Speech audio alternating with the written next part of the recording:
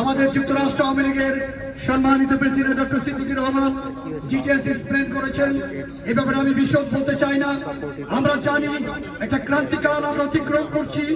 গত বছরের 5 আগস্ট জননেত্রী শেখ হাসিনার প্রস্থানের পর থেকে যেভাবে মিলিটেন্ট গ্রুপ এবং অন্যান্য জঙ্গি গ্রুপ জামাত বিএনপি সারা বাংলাদেশে অত্যাচার জুলুম চালিয়ে যাচ্ছে এবং তারই ফলশ্রুতিতে গত 16 জুলাই আমাদের বঙ্গবন্ধুর তীর্থস্থান জাতির জনকের মাজার যেখানে রয়েছে সেখানে এই তথাকথিত রাজনৈতিক দল যে দল এখনো সার্টিফিকেট পায় নাই ইলেকশন কমিশন থেকে, তারা সেখানে গিয়ে মুজিববাদ মুর্দাবাদ স্লোগান দেওয়ার সময় লাখো গোপালগঞ্জবাসী সেদিন ঝাঁপিয়ে পড়েছিল এবং তারা সেদিন প্রমাণ করেছে রক্ত শেষ রক্তবিদ্যুৎ হলেও তারা বঙ্গবন্ধুর তীর্থস্থান রক্ষা করবে।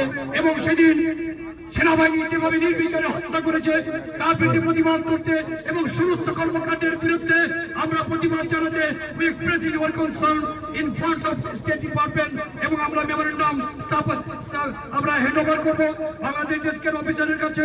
সে পর্যন্ত আমরা অপেক্ষা করি। জয় বাংলা, জয় বঙ্গবন্ধু, জয় হয় বাংলার মেহনতের মানুষের। ধন্যবাদ বাকি ভাই। এখন মূল্যবান বক্তব্য নিয়ে আসার জন্য অনুরোধ জানাচ্ছি ভার্জিনিয়া স্টেট আওয়ামী লীগের ভাই একটা মিনিট আমাকে সময় দেন, ভার্জিনিয়া স্টেট আওয়ামী লীগের সম্মানিত সভাপতি জিয়াইদ আসেন, সংক্ষেপে বলে বক্তব্য রাখলে আমরা খুশি হব। ধন্যবাদ।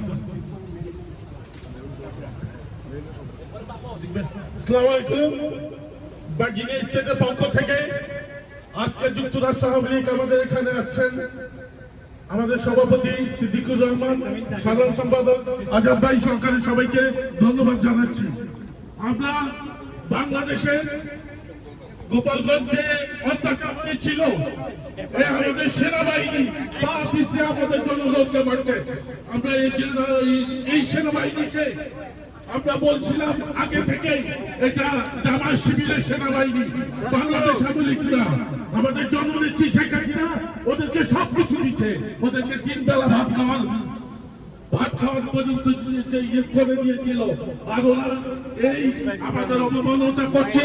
বাংলাদেশ আওয়ামী লীগকে, বাংলাদেশ আওয়ামী লীগের ক্ষমতায় আসবে ইনশাল্লাহ। জয় বাংলা, জয় বঙ্গবন্ধু। এখানে আমাদের এখন বক্তব্য নিয়ে আসবেন মাইনুর হাসান মজুমদার, সভাপতি মেইল্যান্ড আওয়ামী লীগ। ধন্যবাদ। ধন্যবাদ সামাদ ভাই। আপনারা জানেন সাম্প্রতিক যে বর্বরতা আমরা দেখতে পেয়েছি বাংলাদেশের যে আর্মি বলেছিল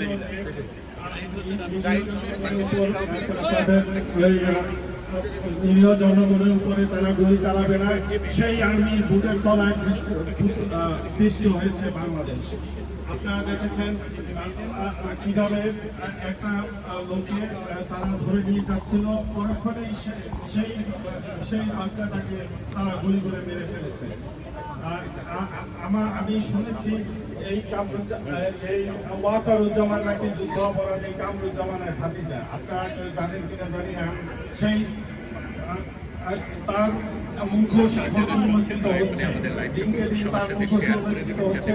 আপনারা দেখছেন দিনকে দিন বাংলাদেশের আইন শৃঙ্খলা নিরাপত্তা ব্যবস্থা কোথায় গিয়ে দাঁড়িয়েছে। কারণ সম্পূর্ণ আইন শৃঙ্খলা বাংলাদেশ আওয়ামী লীগের নেতা কর্মীদের পিছনে লেলিয়ে দিয়েছে, যার কারণে বাংলাদেশের আইন শৃঙ্খলা পরিস্থিতি কখনোই উন্নতি হচ্ছে না। দীর্ঘ 11 মাস তারা জোর জবরদস্তি বাংলাদেশের ক্ষমতা দখল করে আছে। আমরা এই নৃশংস, এই দুর্ধর্ষ, এই সন্ত্রাসী এবং যুদ্ধ অপরাধীদের সমর্থন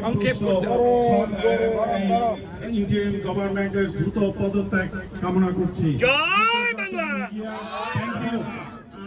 ইউএস ডিপার্টমেন্ট অফ স্টেট তাদের দৃষ্টি আকর্ষণ করছি, তারা যাতে দ্রুতই এদের বিরুদ্ধে অ্যাকশন। Thank you.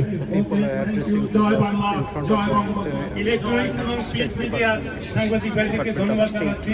এখন বক্তব্য নিয়ে আসবেন ভার্জিনিয়া স্টেট আওয়ামী লীগের সাধারণ সম্পাদক Zahid Hossain. Good evening, everybody. Our message is very simple. We want Maranhão Pradhan Mantri Sheikh Hasina back